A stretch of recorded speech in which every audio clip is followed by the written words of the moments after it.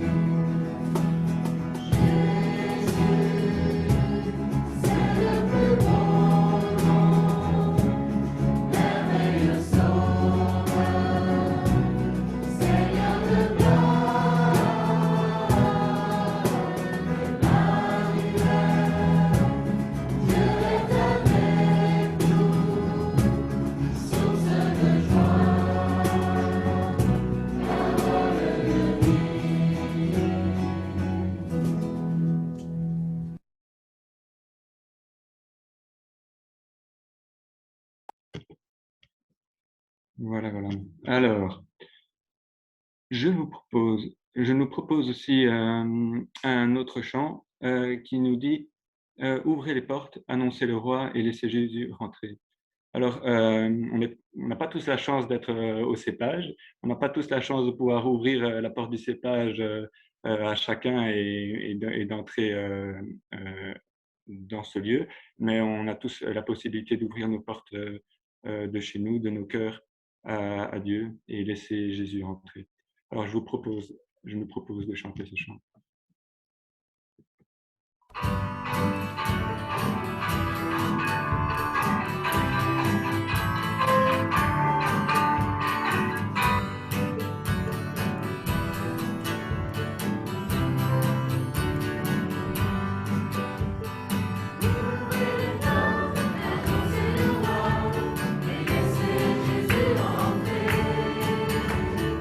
Ouvrez les portes et ouvrez vos cœurs.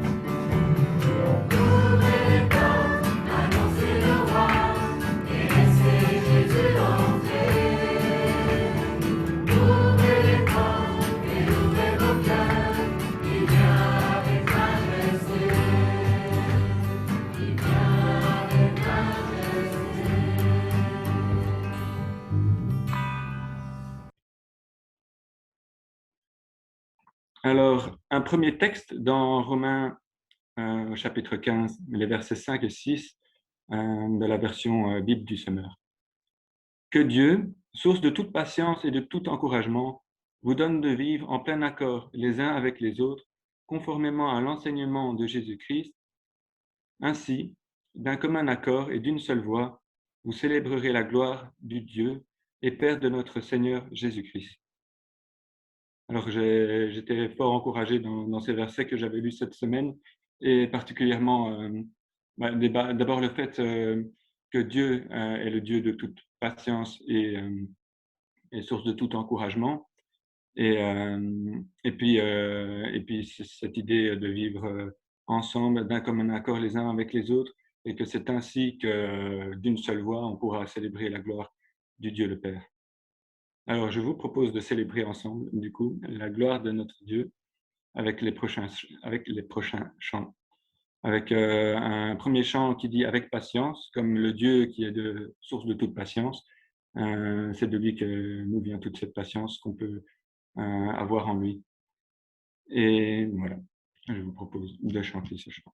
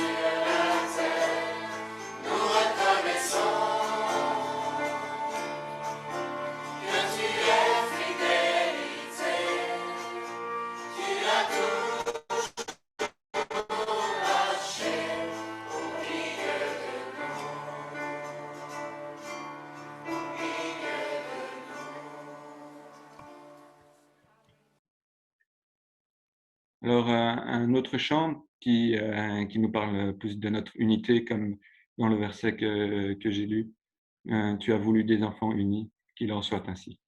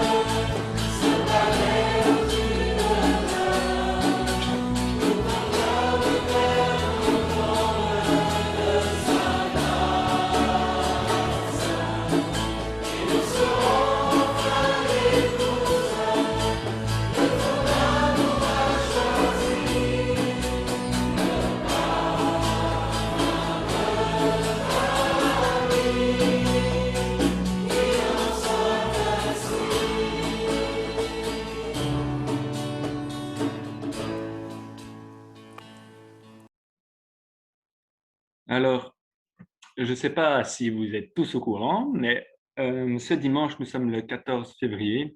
Et du coup, le 14 février, ben, c'est la Saint-Valentin. Et alors, la Saint-Valentin, c'est un peu la fête des amoureux. C'est beaucoup, je trouve, une fête commerciale. Et j'ai pas du tout l'intention de vous pousser à la consommation pendant cette fête. Mais je pense aussi que c'est une fête où on a l'occasion, encore une fois de plus, de se remémorer de l'amour et l'amour par excellence, l'amour de Dieu pour nous. Et, j'avais vu une fois avec quelqu'un pour les Grecs de la Grèce antique. ils avaient pas qu'une seule manière de parler de l'amour, mais il y avait pour eux 4 principaux amours. Et dans ces 4 principaux, il y avait l'amour philéo, l'amour stergos, l'amour éros et l'amour agapé. Et du coup, dans ces 4 amours, l'amour philéo était plus un amour basé sur l'amitié, sur l'altruisme. L'amour stergos était plus un amour d'engagement, un amour protecteur, plus aussi un amour lié avec la famille. Puis l'amour éros, un amour plus de passion, d'intimité. Et ils avaient au départ, ils avaient que, si j'ai bien retenu ma leçon, ils avaient quasiment que ces 3 types d'amour. Et puis est arrivé un 4e amour qui était important de rajouter pour eux, l'amour agapé. Et c'est cet amour qui est inconditionnel, qui par rapport aux 3 autres amours, n'a pas de condition. Les autres amours ont toujours une condition. Avec l'amitié, il faut qu'il y ait quelqu'un d'autre, que ce soit peut-être réciproque ou enfin, il y a plusieurs autres conditions. L'amour stergos, il faut pouvoir protéger quelqu'un, il faut pouvoir être engagé avec l'autre. L'amour éros, c'est encore plus d'intimité à partager avec d'autres personnes. Mais ici, l'amour inconditionnel, c'est vraiment, peu importe les conditions, peu importe qui est là, on donne de l'amour. Et, euh, et pour moi, j'ai quand même beaucoup l'impression que, en tant qu'humain, c'est très difficile d'avoir tous ces amours-là, de réunir tout ça, je pense, pratiquement impossible. Mais je pense aussi on est appelé à tendre vers cet amour inconditionnel. Mais c'est un amour que Dieu a eu pour nous, un amour dans toutes ces dimensions-là, un amour inconditionnel. Et alors qu'on ne méritait pas, hein, c'est un peu ça l'idée de l'inconditionnel, Dieu a eu cet amour pour nous. Et je vous propose un texte dans Osée au chapitre 2 qui je trouve, est un peu aussi en lien avec tout cet amour. Et on peut voir même particulièrement, je trouve, l'amour stergo, où on voit l'amour de la protection, de l'engagement aussi, et puis aussi peut-être un peu l'amour plus éros. Et donc je vais vous lire ce passage. C'est pourquoi je vais la reconquérir. Alors, oui, il y a peut-être un tout petit contexte. C'est Osée qui parle au peuple d'Israël et il va prendre une image en disant du peuple d'Israël, l'image d'une épouse, l'image d'une jeune femme qui va reconquérir. Et, euh, et alors que le peuple d'Israël est loin, à ce moment-là, c'est l'époque du roi Jéroboam, où le peuple est vraiment loin de Dieu. Euh, Au chapitre 2, après avoir décrit tout le mal que le peuple fait, il va du coup dire que c'est pourquoi je vais la reconquérir et la mener au désert pour parler à son cœur. C'est là que je lui donnerai les vignobles d'antan et la vallée d'Accord deviendra une porte d'espérance. Là, elle répondra tout comme au temps de sa jeunesse, au temps de sa sortie d'Égypte. Et il arrivera en ce temps-là, l'Éternel le déclare, que tu me diras mon époux et tu m'appelleras plus mon maître. J'ôterai de sa bouche les noms des Baals et le souvenir même de ces noms se perdra. Donc les Baals, c'est les dieux que Israël a pris à la place de Dieu. Je conclurai en ce temps-là une alliance pour eux avec les animaux sauvages et les oiseaux du ciel et les animaux qui se meuvent au ras du sol. Je briserai l'arc et l'épée, je mettrai fin à la guerre, ils disparaîtront du pays. Et je les ferai reposer dans la sécurité. Et on retrouve de nouveau cette sécurité, cette alliance que Dieu a comme cet amour stergos pour le peuple de Dieu. Et donc ça continue. Puis, pour toujours, je te fiancerai à moi. Je te fiancerai à moi en te donnant comme dot la justice et la droiture, l'amour et la tendresse que je mettrai en toi.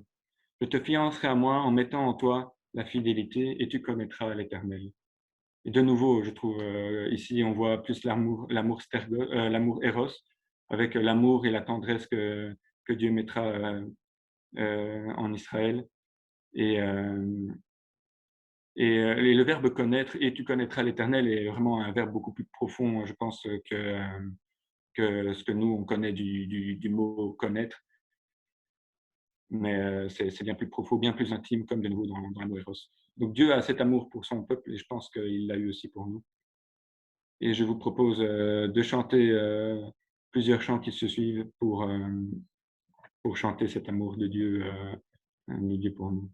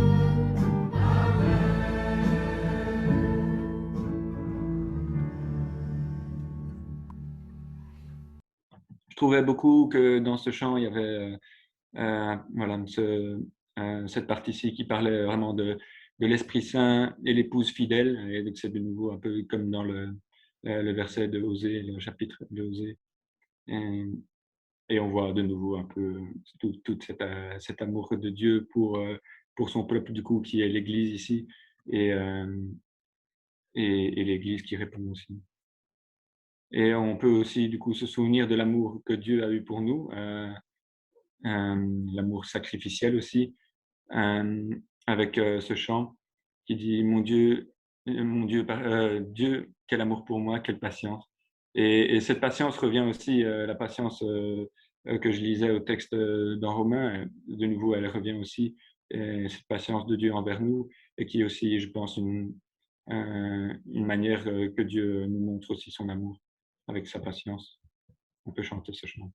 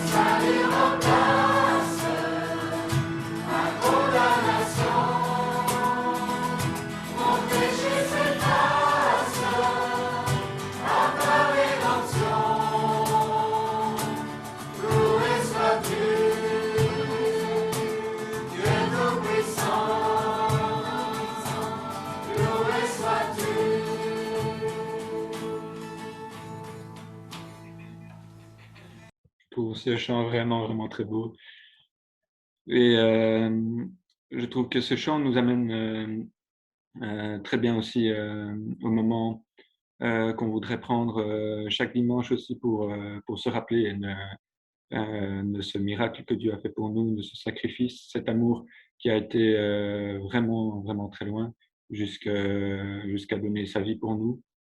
Et je vous propose un temps de prière libre, où on peut chacun, heu, sans souci, on peut prier et élever nos voix adorer Dieu, glorifier Dieu et remercier Dieu pour, tout cet amour qu'il a pour nous.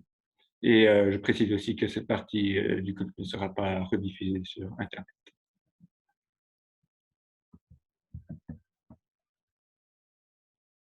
Juste, nos vies et c'est pas simplement l'argent, c'est une partie et on en a, la possibilité, d'offrir une partie de nos biens matériels, mais aussi, de notre temps et de notre énergie et je vous encourage en tout cas pendant cette semaine, quand vous allez faire peut-être un virement pour le cépage ou pour une autre, association, que Dieu vous met à cœur ou quand vous allez, simplement offrir du temps pour l'un ou l'autre service, que ce soit au cépage ou ailleurs pour la gloire de Dieu.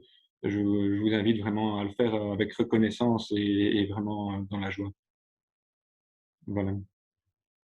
Alors, on va passer maintenant au message et on a la joie d'avoir Muriel qui va nous parler, de la suite, du livre, de Job.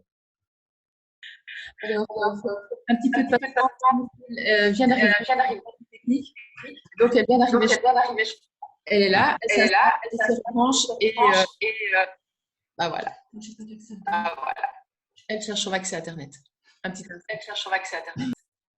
OK.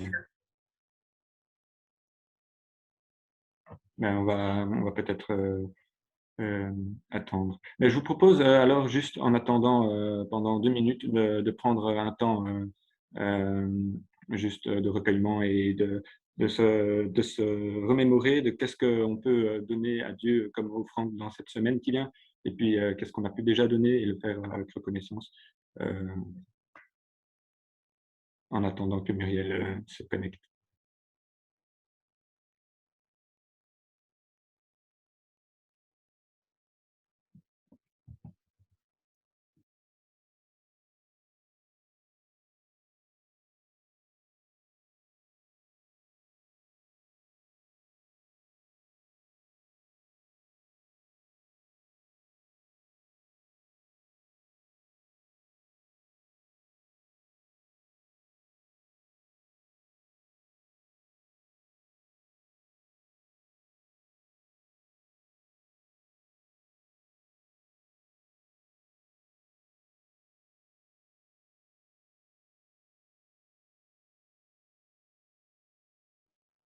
Peut-être aussi on peut, avant en fait, chanter le chant, hem, que Muriel, proposait aussi, qu'on chante.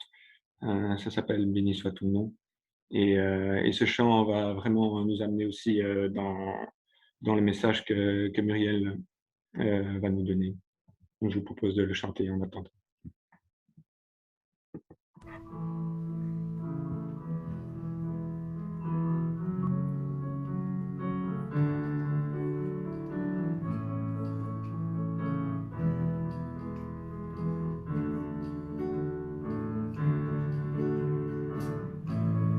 Béni soit ton nom, là où tu donnes l'abondance et laisse ta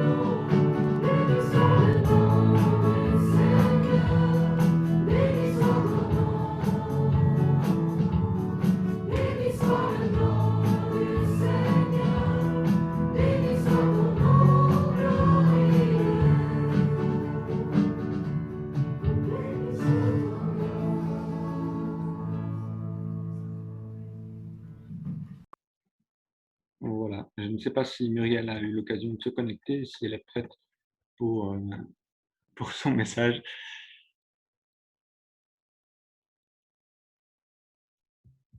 Oui, je pense que Muriel est connectée. Ok, super.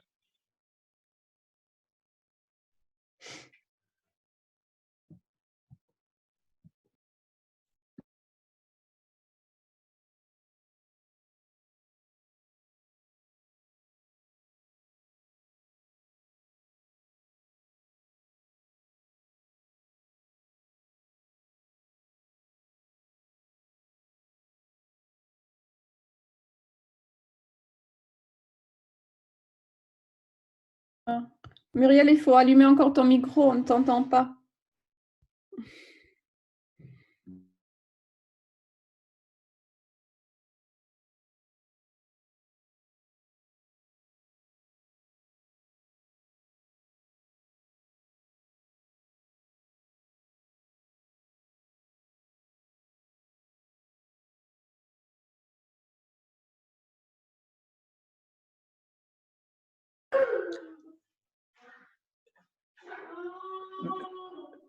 Muriel, on ne t'entend pas. Peut-être qu'on mutait ton micro. On m'entend maintenant? Maintenant, on t'entend. Très bien, merci. On m'entend? Oui, parfait. Je recommence. Donc, je disais que nous allons continuer aujourd'hui notre série sur le livre de Job, qui, on l'a vu dimanche passé, s'est trouvé en bien mauvaise posture. Les malheurs que Job va connaître ont pour cause quelque chose qui s'est tramé dans le monde invisible. Alors, Job ne le sait pas, mais il est l'objet d'un défi qui a pour enjeu la gloire de Dieu. En effet, alors que Satan parcourt la terre et s'y promène, Dieu attire son regard sur Job, qui surpasse tous les autres en droiture, en intégrité et en respect à l'égard de Dieu. Un homme qui glorifie Dieu par sa manière d'être et sa conduite. Satan, pour sa part, ne peut croire à la sincérité profonde des sentiments de Job à l'égard de Dieu, car il pense que Dieu a en quelque sorte acheté l'attachement de Job par ses bénédictions. Que Dieu ôte ou reprenne à Job ce qui lui a été donné, et à coup sûr, dit Satan, Job maudira Dieu en face. Dieu prend alors Satan au mot. Puisqu'il est si sûr de lui, qu'il y aille, qu'il fasse l'expérience, qu'il reprenne à Job ce qu'il lui a donné, et il verra ce qui se produira. Dieu impose cependant une limite à Satan dans les coups qu'il va porter à Job. Il lui dit, « Tout ce qui lui appartient, je te le livre. Seulement, ne porte pas la main sur lui. » La limite que Dieu impose à Satan est conforme à ce qu'il avait prétendu. Satan avait dit que c'est à cause des biens qu'il avait reçus que Job craignait Dieu. Et puisque telle était sa pensée, il n'avait pas à s'attaquer à la vie de Job ou à sa santé, mais à ses biens seulement. Alors, ayant donc reçu l'autorisation de Dieu d'y toucher, Satan se retire de devant Dieu et part pour mettre en œuvre son projet malveillant à l'égard de Job. Regardons maintenant aux 4 séries de malheurs qui se produisent dans la vie de Job et essayons d'en tirer quelques leçons pour nous. On va lire le passage. Alors qu'un jour les fils et les filles de Job mangeaient et buvaient du vin chez leur frère aîné, un messager arriva vers Job et lui dit : « Les bœufs labouraient et les ânesses broutaient à côté d'eux. Des Sabéens se sont jetés sur eux et les ont enlevés. Ils ont tué les serviteurs à coups d'épée et je suis le seul à avoir pu m'échapper pour t'en apporter la nouvelle. » Il parlait encore lorsqu'un autre messager arriva et dit : « La foudre est tombée du ciel, a embrasé les brebis et les serviteurs et les a dévorés. Je suis le seul à avoir pu m'échapper pour t'en apporter la nouvelle. » Il parlait encore lorsqu'un autre messager arriva et dit : « Les Chaldéens répartis en 3 bandes se sont précipités sur les chameaux et les ont enlevés. Ils ont tué les serviteurs à coups d'épée et je suis le seul à avoir pu m'échapper pour t'en apporter la nouvelle. » Il parlait encore lorsqu'un autre messager arriva et dit : « Pendant que tes fils et tes filles mangeaient et buvaient du vin chez le frère aîné, un grand vent est venu depuis de l'autre côté du désert et a frappé contre les 4 coins de la maison. Elle s'est écroulée sur les jeunes gens et ils sont morts. Je suis le seul à avoir pu m'échapper pour t'en apporter la nouvelle. » Job se leva alors, déchira son manteau et se rasa la tête. Puis il se jeta par terre, se prosterna et dit « C'est nu que je suis sorti du ventre de ma mère, et c'est nu que je repartirai. L'Éternel a donné et l'Éternel a repris. Que le nom de l'Éternel soit béni. » Dans tout cela, Job ne pécha pas et n'attribua rien d'inapproprié à Dieu. Donc, 4 malheurs se produisent dans la vie de Job. Le premier et le troisième sont de même nature, ainsi que le deuxième et le quatrième. Le premier et le troisième malheur ont tous deux la même cause, une cause humaine. Donc, à 2 reprises, des pillards d'origine différente s'attaquent aux immenses troupeaux de Job pour les voler. Ils tuent au passage les serviteurs qui les gardaient. Un seul peut s'échapper pour lui en apporter la nouvelle. Dans le deuxième et le quatrième malheur, ce sont là aussi des facteurs de même nature qui interviennent, des éléments de la création. C'est la foudre qui s'abat sur le petit bétail de Job et le fait périr. Et un grand vent s'abat sur sa maison où les fils et les filles festoyaient. Et dans les 2 cas, seul un serviteur survit pour informer Job des malheurs qui venaient de se produire. Alors, en lisant ce récit, on ne peut être qu'impressionné et également interrogateur sur les moyens dont Satan dispose pour agir lorsque Dieu lui en laisse la possibilité. Satan peut-il utiliser la foudre, le vent comme il l'entend? A-t-il un pouvoir d'influence tel qu'il peut susciter dans l'esprit de certains hommes des projets malveillants qui réussissent contre les justes? Alors, le livre de Job répond que oui. D'ailleurs, 2 épisodes qui se passent dans la vie de Jésus confirment le pouvoir que peut avoir Satan si Dieu l'autorise contre les justes. On peut lire dans Matthieu 8. Soudain, il s'éleva sur le lac une si grande tempête que la barque était recouverte par les vagues. Et lui, il dormait. Les disciples s'approchèrent et le réveillèrent en disant « Seigneur, sauve-nous, nous allons mourir. » Il leur dit « Pourquoi êtes-vous si craintifs, hommes de peu de foi ?» Alors il se leva, menaça les vents du lac et il y eut un grand calme. Un passage très connu, mais que se passe-t-il ici? Alors que Jésus dort dans la barque, un grand vent, même expression que dans notre texte, se lève et met en danger la barque où le Seigneur se trouve. Qui a suscité ce grand vent au moment où Jésus dort? Le texte ne le dit pas, mais la réaction de Jésus à l'égard de ce phénomène le montre bien. Jésus n'aurait pas menacé les vents si la tempête venait de Dieu son Père. C'est bien lui qui est derrière la manœuvre. Et souvenons-nous aussi de ce qui nous est dit au sujet de Satan après la tentation de Jésus dans le désert.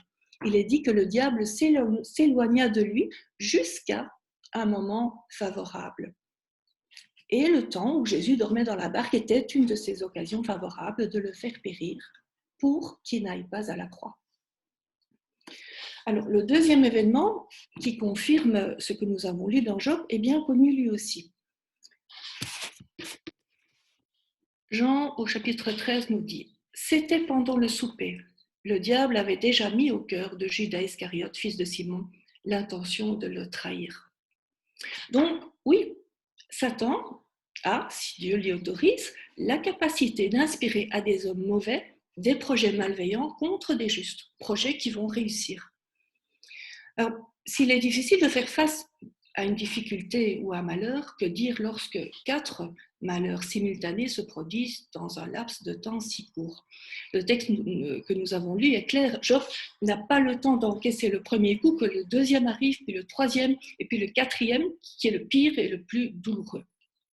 Alors, si c'est déjà terrible de perdre en un seul jour tout son bétail, c'est autre chose de perdre en un seul jour tous ses enfants. D'ailleurs, un dicton populaire dit « Un malheur n'arrive jamais seul ». Et c'est bien vrai, et c'est souvent le cas. On le voit autour de nous, par exemple, je me rappelle l'année dernière en Australie où les incendies ont ravagé le pays, après quoi les habitants ont dû faire face à la pluie, à la grêle, aux inondations, et puis ensuite à la prolifération d'insectes. Bon, ce genre de phénomène extrême se voit fréquemment partout dans le monde et à répétition. Et pendant ce temps-là, eh bien, la vie des justes ici-bas n'est pas épargnée. Satan, si Dieu l'y autorise, ne va pas s'arrêter en chemin. Si un coup ne suffit pas à nous abattre, à faire chanceler notre foi, à ébranler notre intégrité à l'égard de Dieu, eh bien, il va persévérer, comme il l'a fait pour Job et comme il l'a fait pour Jésus. Nous ne devons pas oublier que le but des malheurs de Job est d'atteindre son cœur, sa foi. Et pour nous aussi, le diable n'a qu'une seule cible, c'est notre cœur. Alors s'il arrive par des contrariétés, par des épreuves, des vents contraires, à agir, à aigrir notre cœur contre Dieu et à susciter en nous l'amertume contre lui, il a gagné. À cause de la fidélité de Dieu, Satan sait qu'il ne peut nous séparer de l'amour que Dieu nous porte. Mais il y a une chose qu'il peut faire, c'est séparer notre cœur de Dieu en détruisant la confiance et l'amour que nous avons en lui et pour lui. Aussi posons-nous la question, que se passe-t-il dans notre cœur à l'égard de Dieu lorsque les bénédictions du passé font place à l'absence, au dénuement, quand soudain ce qui faisait notre bonheur, notre confort, nos joies nous sont retirés? Quand les choses changent pour nous, qu'elles se passent moins bien que par le passé, il est normal d'être rempli de questions sur ce qui se passe, mais est-ce que cela entame l'amertume que nous avons, l'amour que nous avons pour Dieu? Ou est-ce que notre confiance en Dieu reste intacte? Quelles que soient les circonstances, les lieux, les contextes dans lesquels nous vivons, nous devons nous souvenir d'une chose, que ce n'est pas ce qui est extérieur à nous qui décide de la qualité de notre vie et de notre relation à Dieu, mais c'est ce qui se passe en nous, dans notre cœur. Alors il est vrai que la fin de l'histoire de Job est heureuse. Il finira par retrouver ses biens, une nouvelle bénédiction et d'autres enfants, même si les premiers enfants ne reviendront jamais à la vie. Mais il en a quand même perdu 10. Alors comment a-t-il pu vivre cela? Analysons maintenant la réaction de Job. Alors Job se leva, déchira son manteau et se rasa la tête, puis, se jetant par terre, il se prosterna et dit: Je suis sorti nu du sein de ma mère, et nu je retournerai dans le sein de la terre. L'Éternel a donné, l'Éternel a repris, que le nom de l'Éternel soit béni. Et en tout cela, Job ne pécha pas et n'attribua rien d'injuste à Dieu. Premièrement, on voit ici qu'il y a le deuil. La première chose que Job fait, c'est de prendre le deuil de sa famille. La tristesse est bien légitime, on le comprend. Alors il se lève, déchire son manteau, se rase la tête, se jette par terre. Ce sont 3 marques de deuil dans les pays orientaux de l'époque. Alors aussi dur que cela soit pour lui, eh bien, il prend acte de ce qui vient de se passer. Il n'est pas dans le déni, il n'est pas dans la sidération. Et le fait que Job se prosterne souligne déjà ici sa soumission à Dieu, à sa volonté souveraine. Alors c'est vrai que ce n'est pas quand la vie est facile qu'on voit le mieux ce qui nous habite, quelles sont les réelles dispositions de notre cœur à l'égard de Dieu. C'est comme Job quand l'épreuve nous frappe, quand nous sommes arrachés soudainement à ce quoi on tenait, sans qu'on s'y attende, du contexte facile, aisé dans lequel nous étions, c'est à ce moment-là qu'on se rend compte. Quelle sera alors notre attitude devant Dieu? Dans le texte, nous voyons ensuite qu'après le deuil vient la nudité. Nu, je suis sorti du sein de ma mère, et nu, je retournerai dans le sein de la terre, dit Job. Alors, pour bien vivre ici-bas, selon Dieu, Job a considéré qu'il y avait dans sa vie 2 jours qui comptaient. Le jour où il est entré dans ce monde, le jour où il en sortirait. Dans quel état était-il lors de ces 2 jours? Il est entré nu dans ce monde et, dit-il, il en sortira nu. Le jour où il sortira de ce monde, il ne sera pas plus riche que le jour où il est entré. Et si, entre-temps, il a eu des biens, une famille, des serviteurs, de l'honneur, tout cela, il devra le laisser. Le livre de Job et celui de l'Ecclésiaste sont tous les deux, pour des raisons différentes, porteurs de la même philosophie. Comme Job, l'Ecclésiaste, qui est Salomon, riche à souhait, ne s'étant privé d'aucune des joies que la vie pouvait lui donner, mais il dit la même chose. Tout ce que nous apporte la vie entre les deux dates de notre naissance et de notre mort est illusoire et n'est finalement que vanité et futilité.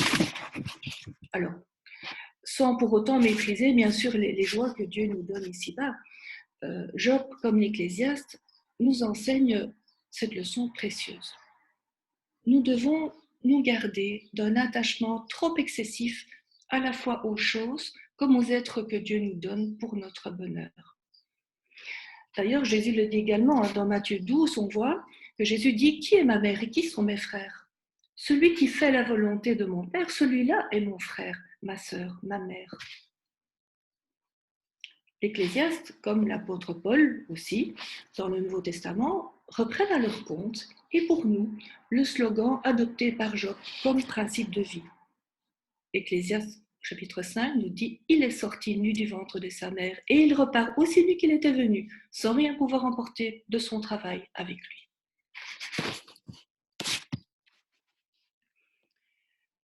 En Timothée, il est dit « La piété est pourtant une grande source de profit quand on se contente de ce que l'on a. En effet, nous n'avons rien à porter dans ce monde et il est évident que nous ne pouvons rien en emporter.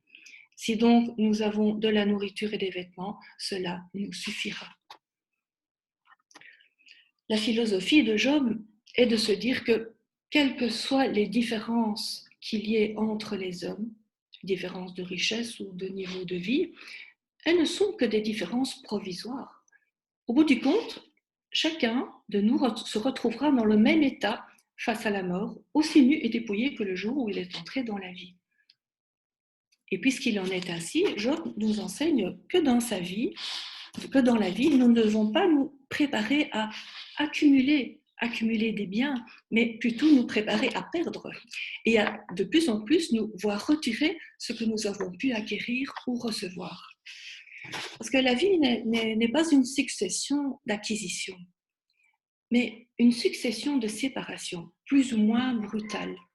Par exemple, on voit quand l'enfant sort du ventre de sa mère, puis il sort de la sphère parentale pour vivre sa vie, il peut aussi sortir du monde des vivants par la maladie ou l'accident. Donc, de la naissance à la mort, nous perdons progressivement toujours un peu plus de notre vie. Il nous faut nous préparer à perdre et pas à garder. Que ce soit sa famille, ses amis, ses attaches à un lieu, à ses souvenirs, au confort et au bonheur du passé. Ainsi, nous sommes tous pareils et par nos actions, nous sommes tous liés les uns aux autres pour le meilleur et pour le pire jusqu'à ce que la mort nous sépare. Ensuite vient la reconnaissance de Job. Comment Job peut-il dire à l'égard des malheurs qu'il vient de connaître ? Nul, je suis sorti du sein de ma mère et nu, je retournerai dans le sein de la terre. Je pense que cela n'aurait pas été possible sans la phrase qu'il ajoute ici.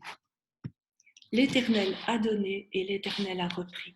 Que le nom de l'Éternel soit béni. Alors, la grande leçon que Job nous enseigne ici est qu'une vie qui glorifie Dieu est une vie remplie de reconnaissance pour la grâce dont elle est l'objet. Job n'a ainsi jamais considéré comme un dû tout ce que Dieu lui a donné. Malgré l'accumulation de ses biens, Job a toujours considéré qu'il n'en était pas le vrai propriétaire. Dieu seul l'était. Comme il les lui a donnés, il a le droit tout à fait légitime de les lui reprendre, y compris ses enfants. Alors, nous tremblerions tous à l'idée, je pense, de vivre ce que Job a vécu. Et Job nous enseigne cependant une leçon essentielle sur la souveraineté de Dieu, qui est ce droit que Dieu a en tant que Dieu d'agir comme il le veut, sans rendre compte à quiconque de ses actes, ni fournir d'explications à ce qu'il fait. Alors j'en conviens, ça peut paraître dur, mais nous savons aussi que Dieu agit en toutes choses par amour pour notre bien. Ce qui compte pour Dieu, c'est que nous restions attachés à lui. malgré tout ce qui pourrait nous arriver de contraire. Et ce qui nous fera tenir, c'est notre foi. Et c'est par la foi aussi que le Seigneur nous portera pour que nous puissions résister à l'épreuve. Un homme qui s'appelle Ronald Dunn a perdu un fils qui s'est suicidé et il a écrit un livre qui s'appelle Quand le ciel est silencieux. Et il dit: nos plus rudes batailles nous opposent à Dieu et non au diable. Je ne veux absolument pas nier la réalité de la guerre spirituelle marquée par le pouvoir satanique. Je trouve seulement qu'il est plus facile de dire non au diable que de dire oui à Dieu. Comme le fait remarquer saint Augustin, ajoute-t-il, Job n'a pas dit « l'Éternel a donné et le diable a ôté », mais « l'Éternel a donné et l'Éternel a ôté ». La plus grande bataille de Job a été contre Dieu, pas contre le diable. Alors, que pouvons-nous retenir de la mise à l'épreuve de Job? Nous pouvons retenir que la vie des justes ici-bas n'est pas épargnée. Si un coup ne suffit pas à nous abattre, à faire chanceler notre foi, à ébranler notre intégrité à l'égard de Dieu, Satan, si Dieu l'y autorise, ne va pas s'arrêter en chemin. Ensuite, que le diable n'a qu'une seule cible, notre cœur. S'il arrive par les contrariétés, les épreuves, les vents contraires qui sont contre nous, s'il arrive à aigrir notre cœur contre Dieu et à susciter en nous l'amertume contre lui, alors il a gagné. Et nous devons nous rappeler aussi cependant que ce n'est pas quand la vie est facile qu'on voit le mieux ce qui nous habite. Quelles sont les réelles dispositions de notre cœur à l'égard de Dieu? Ensuite, pour bien vivre ici-bas selon Dieu, Job a toujours considéré qu'il y avait dans sa vie 2 jours qui comptaient, le jour où il est entré dans ce monde et le jour où il en sortirait.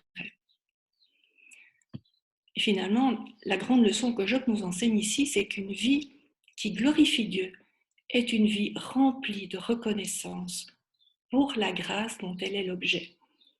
Et c'est parce que Job avait conscience du trésor que représenterait pour lui sa relation personnelle avec Dieu qu'il a pu encaisser les coups sévères du diable contre lui. Alors pour nous aussi, c'est vraiment dans la relation que nous avons avec Dieu que se trouvent pour nous les ressources dont nous avons besoin pour faire face à ce qui est le plus difficile. Donc je dirais, pour terminer, que pour tout ce qu'il donne, tout ce qu'il reprend, que nous puissions dire avec Job, que le nom de l'Éternel soit béni.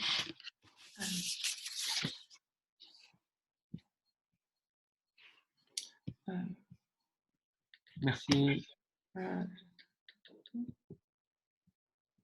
Je vais partager mon écran.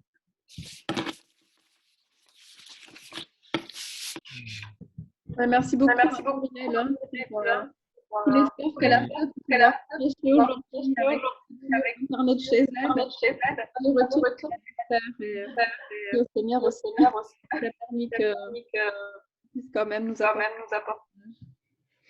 Oui. Merci à Muriel.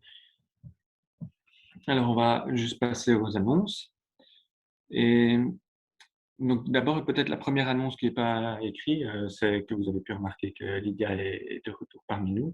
Donc, on est très heureux de la reprise de Lydia après son arrêt maladie. Alors, on a les différents groupes de maisons qui se réunissent encore via Zoom. Et si vous n'avez jamais participé, vous pouvez toujours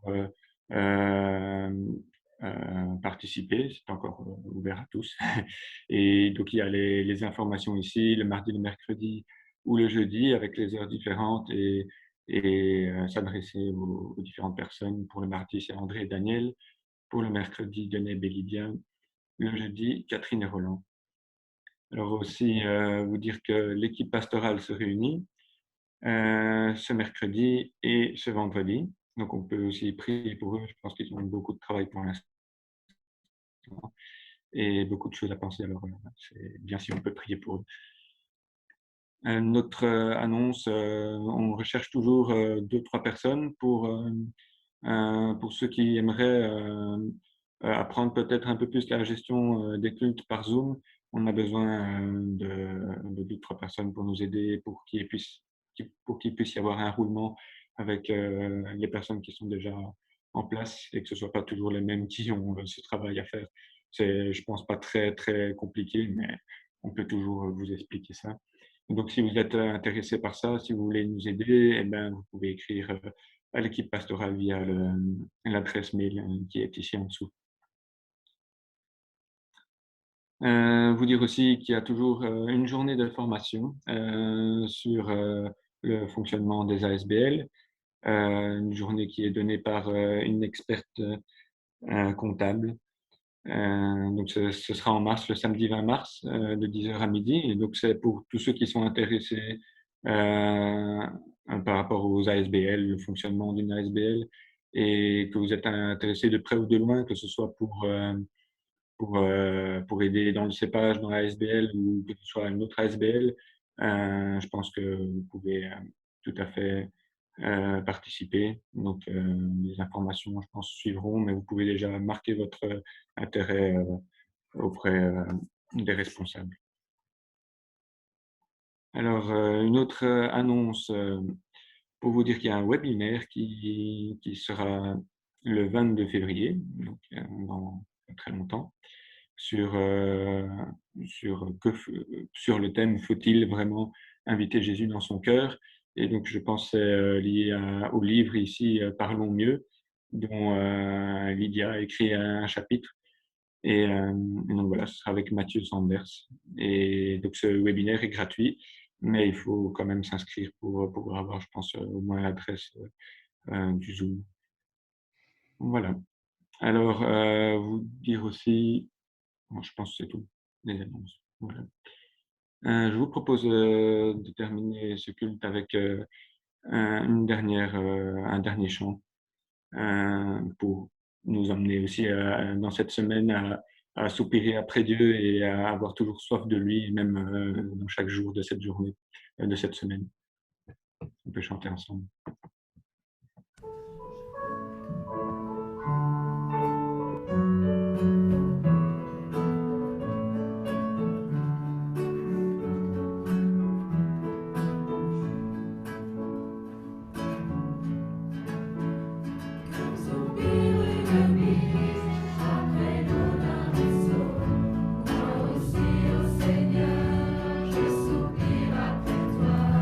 J'ai soif de toi, mon Dieu.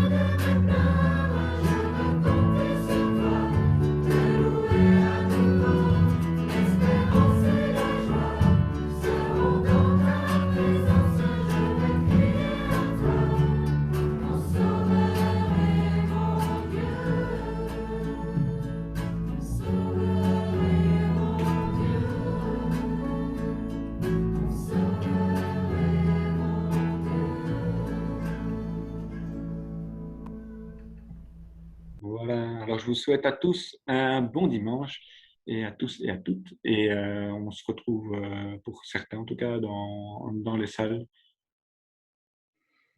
Oui, je vais repartir dans les salles. Et après, si vous êtes dans une salle, mais vous voulez encore une autre personne, n'hésitez pas à revenir dans votre salle, je peux vous envoyer dans une autre salle.